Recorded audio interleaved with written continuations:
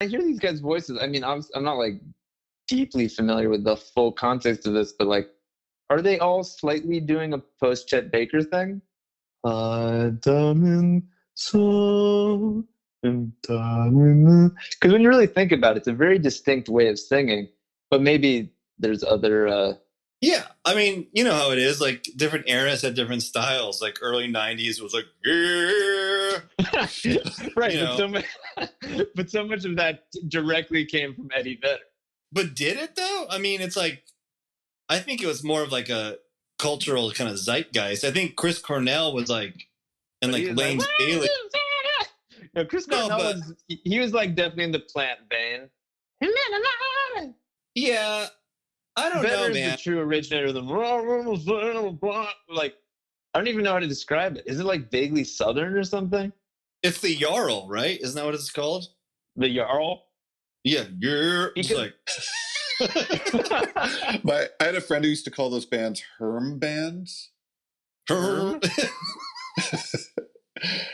Wait, does Herm refer to like the type? It's like Herm? It's like, yeah, it's like the sound. Herm. Yeah, Herm. Herm, yeah. I'd like to get to the bottom of that. That would be a good episode to like focus for an episode. It's getting to the bottom of the Herm Yarl. My name is Herm Yarl. I'm your substitute teacher today. You can call me Mr. Yarl, but I'm also okay with Herm. Oh my God, Herm Yarl. Guys, aside from like Nickelback, are there any contemporary artists still using that voice? Would you say like Imagine Dragons? Do they have a bit of a Herm? I don't know. It's not that really, much. Huh? Not that much. I think it comes from Vedder, but I'd love to get deeper on this. Let's get some grunge experts on the show and really go deep. Get Michael Azrad to call in. Yeah, he would have some good insight. Let's get Azrad. I'm also just picturing, Jay, we should write a song called Herm Yarl, and it's kind of like a grunge. It's like a grunge jam flow, man. It's basically like gather around until the story of my name Herm Yarl. Yeah. We have to write it in drop D, of course. Yeah. It's a little bit like Jeremy, like Pearl Jam, no? Yeah. Well, that's a major pillar of the style. Herm Yarl spoken. So do you think like with all of these sort of moments where there's like a defining sort of voice or singing tone, does it go back to a specific person, or is there sort of like a collective kind of movement? Like was there one person doing that weird? Yeah, is it hive mind, or is there like a I guess Jake and I are taking opposing views here. I think it comes from one iconic person who introduces the style, but I could be wrong. It is interesting to think, like, we do this whole song and it's about Herm Yarl, and we tell them like the whole legend of Herm Yarl. And then you find out at the end that really all Herm Yarl was the collective consciousness of all the dudes who started singing like that way when they were possessed by the same zeitgeist of the early 90s. The ghost of Herm Yarl. Yeah, it's like that line from Sympathy for the Devil, like, who killed the Kennedys? And after all, it was you and me. Like, we basically find out that Herm Yarl is our collective consciousness of anybody who was alive in the early 90s. Herm Yarl is the spirit.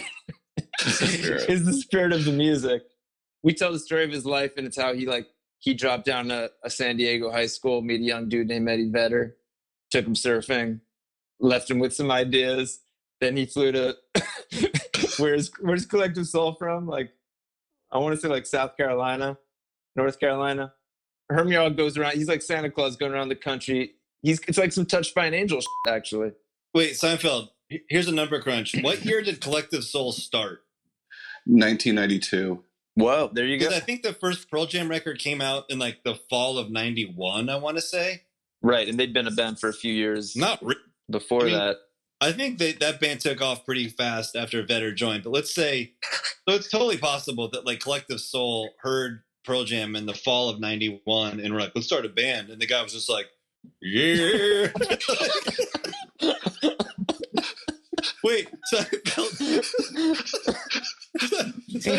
What year did Stone Temple Pilots start? Because I feel like Stone Temple Pilots is going to predate it. Stone Temple Pilots, years active, 89 was when they started. Okay. So So we don't know what he sounded like then. Yeah, You he gotta might look. have changed. Well, can we dig up? Like, he sounded like Axel in 89, and then he switched. He was visited by Herm Yarl. Gather around, let me tell the tale. Herm Yarl. Herm Yarl. That's gonna be the worst song ever. I'm down to spend way too much time working on it, but it's gonna be Definitely. terrible. It can't be a Mountain Brew song. We have to start a new project for this called Herm Yarl. Yeah. First EP is called Herm Yarl. Track 1, Herm Yarl. Short-lived bands, but crucial. Look, regardless of whether it all started with Eddie Vedder or not, he is 100% one of the most imitated. Actually, I don't even want to go. This will be a whole long story, but I sometimes find that there's a thing people say where they're sometimes like, well, Nirvana was the best, and then Pearl Jam was kind of like wannabe Nirvana, but they were pretty good. And then you get to the third tier. And I've always kind of felt like Nirvana was their own thing, and They're Pearl playing Jam punk was their own thing. They played punk rock, man. And I think Pearl Jam was kind of like a different thing. Totally. And Nirvana was bigger, and depending on your taste, like better. Sure. But I would actually say that Pearl Jam was more influential than Nirvana in a way.